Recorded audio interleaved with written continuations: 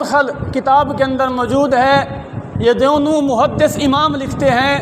کہ حضور صلی اللہ علیہ وسلم کی حیات اور وفات میں کوئی فرق نہیں، دونوں حالتوں میں آپ برابر ہیں، یکساں ہیں۔ جس طرح ظاہری حیات کے اندر کوئی مشکل کسی کو درپیش ہو ہر کسی کے حالات پر واقف ہوتے تھے، اسی طرح وفات کے بعد بھی حضور صلی اللہ علیہ وسلم اپنی امت کے تمام لوگوں کے دلوں کے حال کو جانتے ہیں اور ان کی پوشیدہ باتوں کو جانتے ہیں۔ اس کے علاوہ مصباح الظلام فی المستغیثین بخیر الانام کتاب کے اندر جو باتیں موجود ہیں ان میں دو باتیں عرض کر کے اجازت چاہوں گا کہ جس وقت امام مالک رضی اللہ تعالی عنہ شریعت کے دوسرے امام حضور صلی اللہ علیہ وسلم کی مسجد میں موجود ہیں تو ابو جعفر منصور آپ کی بارگاہ میں آئے، آپ سے مناظرہ کرنے لگے۔ اللہ اکبر، دونوں کا آپس میں مناظرہ ہوا تو امام مالک رضی اللہ تعالی عنہ نے ابو جعفر منصور کو فرمایا،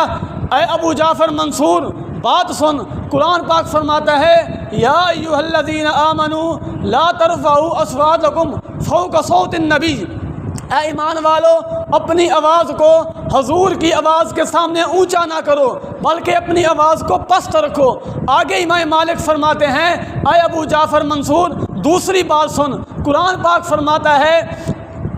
ان الذین یغضون اصواتهم عند رسول اللہ اولئک الذین امتحن اللہ قلوبهم للتقوی، کہ وہ بندے جو حضور صلی اللہ علیہ وسلم کی بارگاہ میں اپنی آواز کو پست رکھتے ہیں ان کی اللہ تعالیٰ نے مدح بیان فرمائی۔ آگے آپ نے فرمایا اے ابو جعفر منصور سن لے، قرآن آگے یہ بھی فرماتا ہے ان الذین ینادونک من وراء الحجرات اکثرهم لا یعقلون، وہ بندے جنہوں نے حضور صلی اللہ علیہ وسلم کو آواز دیتی، بلند آواز نال پکارا، وہ اکثر بندے بے وقوف ہیں۔ تو امام مالک فرمانے لگے اے ابو جعفر منصور بات سن، قرآن پاک حضور پاک کی بارگاہ میں بیٹھنے کا ادب سکھاتا ہے، بات اونچی نہیں کرنی، جو اونچا کرے قرآن اس کو ذم بیان کرتا ہے۔ اے ابو جعفر منصور آپ میرے ساتھ مناظرہ کرنے لگے ہیں، ادھر بات اونچی نہیں کر سکتے۔ جو احکام حضور صلی اللہ علیہ وسلم کی حیات میں تھے امام مالک فرمانے لگے وہی احکام ابھی تک قائم ہیں، وہ قرآن کے احکام ابھی تک قائم ہیں آج بھی۔ تو میرے ساتھ مناظرہ کر رہا ہے، آواز اونچی کرنے کی آپ کو اجازت نہیں۔ ابو جعفر منصور آپ کی بات مان لیتا ہے، ماننے کے بعد عرض کرتا ہے اے امام مالک یہ بتائیں میں نے دعا کرنی ہے، یہ بتائیں کہ کعبہ شریف کی طرف منہ کر کے دعا کروں یا سید دو عالم صلی اللہ علیہ وسلم کے روضہ کی طرف منہ کر کے دعا کروں۔ سامعین کرام اتفاق یہ ہے اگر حضور صلی اللہ علیہ وسلم کے روضہ کی طرف منہ کریں تو کعبہ شریف کو پیٹھ ہوتی ہے، اگر کعبہ شریف کی طرف منہ کریں تو حضور صلی اللہ علیہ وسلم کے روضہ پر پیٹھ ہوتی ہے۔ تو امام مالک کا جواب سنیے، امام مالک فرماتے ہیں اے ابو جعفر منصور میری بات سن، آپ نے اپنا چہرہ جو ہے حضور صلی اللہ علیہ وسلم کے روضہ کی طرف کرنا ہے، تو فرمانے لگے دعا بھی اس کی طرف منہ کر کے کرنی ہے۔ آگے امام مالک ابو جعفر منصور کو فرمانے لگے اے ابو جعفر بات سن، منہ ادھر کرنا ہے، ادھر کر کے دعا کرنی ہے، یہ تیرے شفیع ہیں اور یہی تیری شفاعت کریں گے، دعا اس کی طرف سے منہ کر کے کرنی ہے، ادھر منہ نہیں کرنا۔ اس سے معلوم ہوا کہ بلا امام مالک رضی اللہ تعالی عنہ کا عقیدہ یہ تھا کہ حضور صلی اللہ علیہ وسلم حیات ہیں، زندہ ہیں، جس طرح ظاہری حیات میں کوئی بندہ حضور صلی اللہ علیہ وسلم کو پیٹھ نہیں کر سکتا، آپ کی طرف متوجہ ہو کر بات کرے گا، اسی طرح اگر حضور صلی اللہ علیہ وسلم روضہ شریف کے اندر چلے گئے تب بھی حضور صلی اللہ علیہ وسلم کی طرف منہ کر کے دعا کرنی ہے۔ امام مالک فرمانے لگے ابو جعفر شفاعت چاہتا ہے، بخشش چاہتا ہے تو آپ نے حضور صلی اللہ علیہ وسلم کے روضہ کی طرف منہ کر کے دعا کرنی ہے، حضور صلی اللہ علیہ وسلم کو پیٹ نہیں کرنی، وہی احکام ابھی تک قائم ہیں۔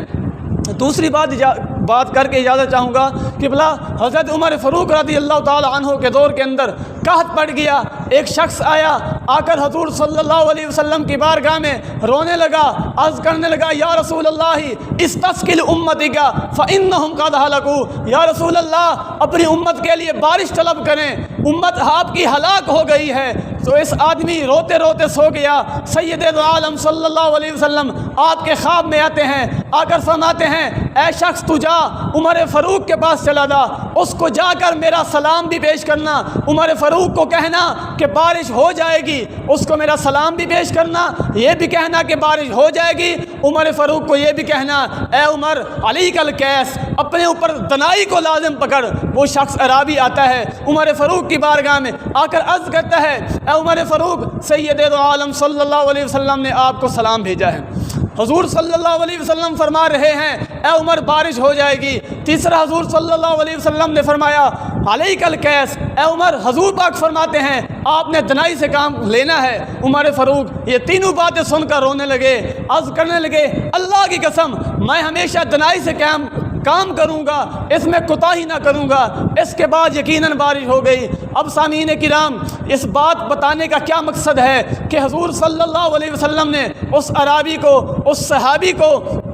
عمر فاروق کی بارگاہ میں کیوں بھیجا؟ بارش تو ہو جانی تھی۔ سامعین کرام، یہ بتانا مقصود تھا، امام فرماتے ہیں یہ بتانا مقصود تھا کہ جس قدر